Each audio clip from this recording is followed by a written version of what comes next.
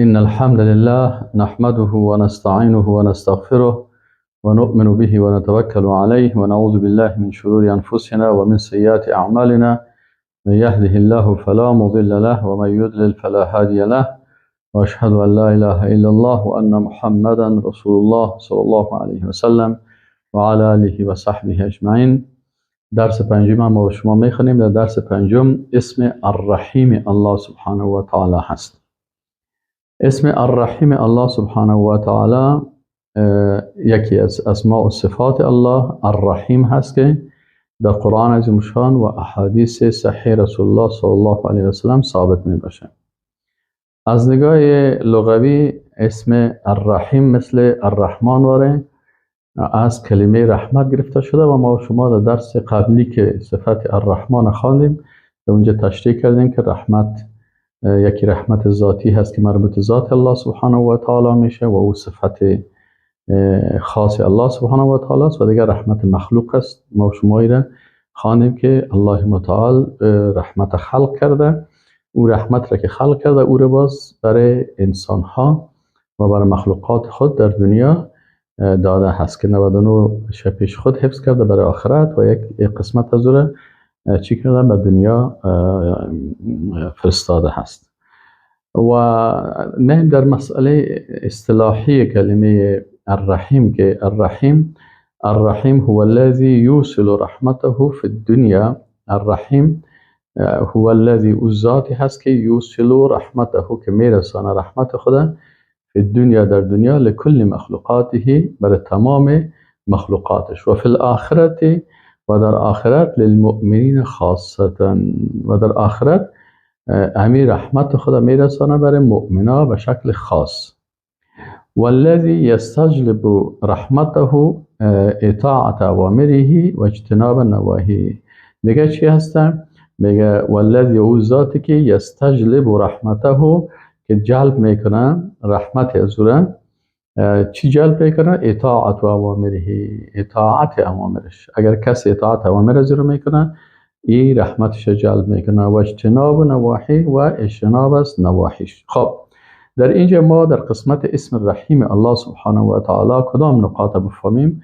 چند نقطه بسیار مهم است. اول الرحیم هو الذی یوصل رحمته.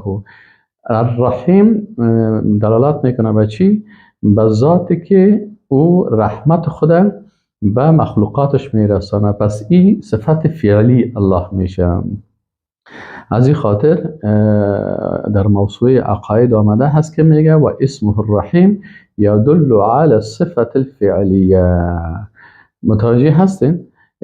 اینجا در موسوعه عقاید میگه که اسم الرحیم الله که دلالت میکنه به صفت فعلی الله، یعنی من حیث ایصاله الرحمت الى المرحوم، از حیث از نگاه ای که رحمت خدا میرسانه برای همون مرحوم، برای کسی که او را رحم میکنه. پس الرحمن صفت ذاتی الله بود و الرحیم صفت فعلی الله سبحانه و تعالی هست. صاحب کتاب الوجیز اسماء الحسنا هم میگه که والرحیم الموصل رحمته الى من شاء من خلقه. میگه الرحیم او ذات هست که میرسانه رحمت خدا برای هر مخلوق خواسته باشه. پس الله متعال رحمت خدا بر مخلوقات خود میرسانه. طبعا رحمت الله سبحانه و تعالی رحمت چی هست؟ رحمت مادی و معنوی هست. رحمت مادی چیست که نعمت‌هایش رو میرسانه، و نعمت معنوی است که الله سبحانه و تعالی بر رحمت خود توبه انسان قبول میکنه، به رحمت خود مثلا انسان ایمان نصیب میکنه، بر رحمت خود مثلا انسان ها را به جنت میبره، از عذاب خود نجات میده. اینی هست. خب دوم نقطه که باید بفهمیم که اینمی رحمت الله که است فی دنیا لکل مخلوقاته است. امی رحمت الله که است در دنیا برای تمامی مخلوقات است. علامه ابن قیم جوزی رحمت الله علیه یک کتاب داره به نام بدائع الفواید، میگه الرحیم دال علی تعلقها بالمرحوم. میگه این صفت الله که است، میگه دلالت میکنه به تعلقش به مرحوم، کسی که رحم میکنه. دال علی انه یرحم خلقه برحمته، که او بالای مخلوقات خود به اساس رحمتش رحمت میکنه. خب و همین قسم مثلا و خلق خلقه برحمته و انزل کتبه برحمته و ارسل رسوله برحمته. ببینین اینمی کلش وقتی که مخلوقات خلق کرده به رحمت خود خلق کرده، کتابهای خود نازل کرده به اساس چی؟ به اساس رحمت و مهربانی. چرا اگر کتابهای آسمانی نمی بود، پیغمبران نمی بود، ما و شما کل ما در گمراهی و دلالت بودیم. به اساس رحمت الله سبحانه و تعالی کتابهای خود به اساس رحمت خود روان کرد تا که ما و شما به او ایمان بریم و مستحق جنت شویم، هدایت شویم، انسانیت پیدا کنیم. چرا اگر انسان مثلا ایمان نداشته باشه از حیوان هم بدتر می باشه، حتی کارهای میکنه که حتی حیوانات هم او کارا را نمیکنه. پس الله متعال مخلوقات خلق کرد به رحمت خود، کتابها نازل کرد به رحمت خود، و ارسل رسوله و پیغمبرای خدا که فرستاد به رحمت خود، و شرع شرائعه برحمته. همین که شریعت ساخت، شریعتی که الله ساخته شریعت بسیار عادلانه هست، به خاطر ازی که برای تمام بشریت است، سیاه‌پوست، سفیدپوست، سرخپوست، خانم‌ها، مردها، دخترها، پسرها، کلشان پیش الله متعال که کلش مخلوقاتش است. بنابراین بر کل از اینا اما مطابق ظرفیتش، مطابق تواناییش برش مکلفیت داده و مطابق اما رحمت خود الله بر از اینا نعمتها را میده. اما شما اگر ببینید مثلا اگر در یک جای مردها قانون ساختن و قانونشان ضد خانم ها هست، اگر یک جای خانم ها اونجا قدرت دارن قانون بسازن، مردا را پوست میکنن. و اگر مثلا یک جای اگر شما ببینید که مثلا اروپایی اگر قانون بسازن، قانون از اونا برای آسیایی ها مشکل هست. این قسم شما ببینید هر کسی اگر کافر قانون بسازه مسلمان ها را مثلا بسیار توهین میکنه و مسلمان ها را به قتل میرسانه. پس کدام قانون عادلانه هست؟ الله متعال به اساس رحمت خود این قانون ساخته. از این خاطر همی هر حکم الله را که ببینی به او رحمت الله هست. پس تمام این رحمت خود برای انسان ها، برای مخلوقات، حتی برای حیوانات که ببینین الله متعال چی کرده؟ به رحمت خود برای اینا همو احکام خود جور کرده که حتی حیوانات به اساس رحمت الله زندگی میکنن. و سومین نقطه که شد فی الاخرت للمؤمنین خاصه. پس فهمیدیم که رحیم ذاتی هست که رحمت خود میرسانه، صفت فعلی الله شد. دوم چی شد؟ دومی است که این رحمت الله که از در دنیا عام است، یعنی الله سبحانه و تعالی پیغمبران را به کلگی روان کرده. ات روان نکرده که بگیم ما برای مسلمان ها روان کرده باشه. رسول الله صلی الله علیه و سلم وقتی که آمد به اون منطقه کلش مشرکین بودن، پیغمبر برای اونها فرستاد، کتاب برشان فرستاد و مسلمان شدن. بناهن رحمت الله سبحانه و تعالی در دنیا برای کلگی هست و این نعمت خود، رحمت خود در دنیا برای کلگی میرسانه.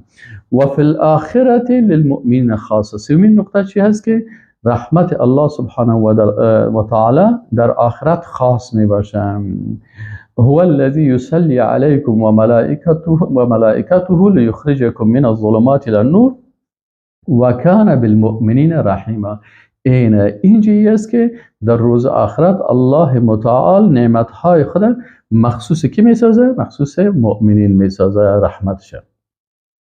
مثلا در روز آخرت لهم فیها فاکهة و لهم ما یدعون. برای از این جنتی ها که هست میوه ها هست، برای از اونها هر چیزی که تقاضا بکنن. سلام قولا من رب الرحیم. برای از اونها سلام داده میشن، میگه بر شما سلام است و رحمت است از جانب رب که رحیم است، مهربان هست.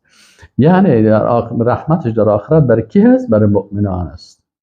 خب سلام قول من رب رحیم و امتاز الیوم. علامه ابو اسحاق الزجاج رحمه الله نشته میکنه، میگه و الرحیم خاص فی رحمته لعباده المؤمنین. میگه همین رحمت الله کس خاص است برای بنده های مؤمنش، بیان هداهم الی الایمان، یعنی اینا را به اساس رحمت خود هدایت به ایمان کرده. و هو یثیبهم فی الاخره، و برشان در آخرت هم ثواب میده، الثواب الدائم، ثواب دائم میده، الذی لا ينقطع، او ثوابی که هیچ وقت قطع نمیشه. پس الله سبحانه و تعالی رحمت خود در دنیا بر کلگی فرستاد، لکن شامل از رحمت کی میشه؟ اکثر مؤمنان میشه، چون که ایمان مؤمن آورد رحمت الله را جلب میکنه. خب علامه ناصر جلیل چی میگه؟ میگه رحمت خاصه و هذه الرحمه لا تكون الا للمؤمنین. او میگه که یکی رحمت عام است و یکی رحمت خاص است و همین رحمت خاص که است میگه نه این باشه چی است؟ مخصوص مؤمنا هست. بر مؤمنا چی است؟ مثلا وقتی که توفیق میده به هدایت یک رحمت بسیار بزرگ است. بسیاری کسا مثلا بسیار علمیت داره، بسیار دانش داره، بسیار فهم داره، لکن هدایت نمیشه، توفیق الله برش نداده. پس از رحمت الله هست که الله یک کسی را توفیق میده به هدایت. مثلا وقتی که تو نماز خواندی، عبادت کردی الله را، در هر سجدی که به الله میکنی و الله تو را توفیق داد، بفهم که الله رحمت خدا بر تو فرستاده هست. یعنی چقدر مستحق رحمت الله شدیم. و یصیبهم علیه، در مقابل ازی برشان با ثواب میده. و یدافع عنهم، رحمت الله هست که از این مؤمنان الله دفاع میکنه. و ینصرهم علی الکافرین، اینا را نصرت میده بالای کافرها. و یرزقهم الحیات الطیبه، برای مؤمن زندگی طیب و پاک میده. یعنی یک کافر بسیار مالدار میباشه، لکن وقتی که پرسانش میکنی، اکثر نمی کافرایی که مسلمان شده، وقتی از اینا پرسان شده که تو خو بسیار پول داشتی، پیسه داشتی، میگه که بسیار پیسه داشتم، بسیار مال داشتم، لکن راحت نداشتم، آرامش قلبی نداشتم. از این خاطر اینمی که الله متعال برای انسان زندگی خوب و پاک نصیب میکنه. و یبارک لهم فیما اعطاهم، برکت میده. یعنی بسیار یک مؤمن ببینی عایدی بسیار کم داره، لکن الله متعال او تو برکت میپرته که مثل از بسیاری پولدارا و میلیونرها کده راحت میباشه. و یمدهم بالصبر، این دیگه رحمت الله است که الله برای مؤمنین چی میده؟ صبر نصیب میکنه. والیقین عند المصائب، هم صبر و هم یقین. بسیار سختی ها سر مؤمنین میاد، لکن الله برشان صبر و یقین میده. و یغفر لهم ذنوبهم، و مغفرت میکنه برشان گناهانشان را. و یکفرها بالمصائب، امی گناه های مؤمنین با چی کفران میکنه؟ یعنی با چی امی گناه های از اینا را کفاره میکنه، یعنی از بین میبره. با چی؟ با مصیبت ها. یعنی هر مصیبتی که سر یک مؤمن میاد، این سبب چی میشه؟ سبب کفاره گناه هایش میشه. و یرحمهم فی الاخره، و همشان اینا را رحمت میکنن در آخرت. بالعفو عن سیئاتهم، با عفو از اشتباهات و گناه هایشان. و رضا عنهم، از پیش از اینا راضی میشه. و الانعام علیهم بدخولهم الجنه، نعمت برشان میده که اینا را داخل جنت میکنه. و نجاتهم من عذابه عز وجل، و نقمت اینا را از عذاب و از غضب الله اینا نجات پیدا. این کلش رحمت الله هست. چهارمین نقطه که در اسم رحیم الله سبحانه و تعالی باید ما شما بفهمیم، و هی است که والذی یستجلب رحمته اطاعت اوامره، یعنی او ذاتی که رحمت از او را چی جلب میکنه؟ اطاعت از اوامرش. سعی کنین. الله متعال میگه و اطیعوا الله و الرسول لعلکم ترحمون، شما از الله و رسولش اطاعت کنین شاید که شما مورد رحمت قرار بگیرین. یعنی اگر کسی اطاعت از الله و رسولش میکنه، در حقیقت این مستحق رحمت الله میشه. دیگه چی؟ مثلا مطابقت از قرآن، و هذا کتاب انزلناه مبارک فاتبعوه. الله متعال میگه می قرآن عظیم شان است، این کتاب است که ما را نازل کردیم، بسیار مبارک است، شما از این متابعت کنید. و تقوا، و تقوا بکنید. لعلکم ترحمون، شاید که شما بالایتان رحم شوند. گوش دادن به قرآن هم سبب رحمت الله میشه. یعنی اگر ما میخوایم که رحمت الله جذب شود، به قرآن عظیم شان گوش بدیم. و اذا قرئ القرآن فاستمعوا له و انصتوا، وقتی که قرآن تلاوت میشه قرآن گوش بگیرین. و انصتوا، و خاموش باشین. لعلکم ترحمون، شاید که بالای شما رحمت الله نازل شود. این پس پرهیزگاری. مثلا میگه ولتتقوا لعلکم ترحمون، شما چی کنین؟ تقوا کنین شاید که شما بالایتان رحمت شود. واتقوا الله لعلکم ترحمون، چه کنین؟ دیگه مثلا وقتی که انسان طلب مغفرت از الله میکنه، لولا تستغفرون الله لعلکم ترحمون، شما چرا از الله استغفار نمیکنین؟ اگر استغفار بکنین شاید که شما بالایتان رحمت الله نازل شود. پس این تمام این چیزا که چی میشن؟ و من اعظم ما استجلب به رحمت الله تعالی فعل ما یرضیه، چی جلب میکنه رحمت الله را؟ میگه فعلی که الله را راضی میسازه. و یأمر به و اجتناب ما یسخطه و ینهی عنه باتباع ما جاء به نبی صلی الله علیه وسلم، و از اجتناب از چیزی که الله را خفا میسازه و مطابقت از رسول الله صلی الله علیه و سلم. اینی چند نکته بود که ما و شما باید بفهمیم که الله متعال اول الرحیم یکی از اسماء و صفات الله هست. دوم الرحیم از صفت هست که به صفت فعلی الله دلالت میکنه، یعنی رحمت به مخلوقاتش میرسانه. سوم امی رحمت الله در دنیا عام است بر تمام مخلوقات. چهارم رحمت الله خاص است برای مؤمنین در آخرت.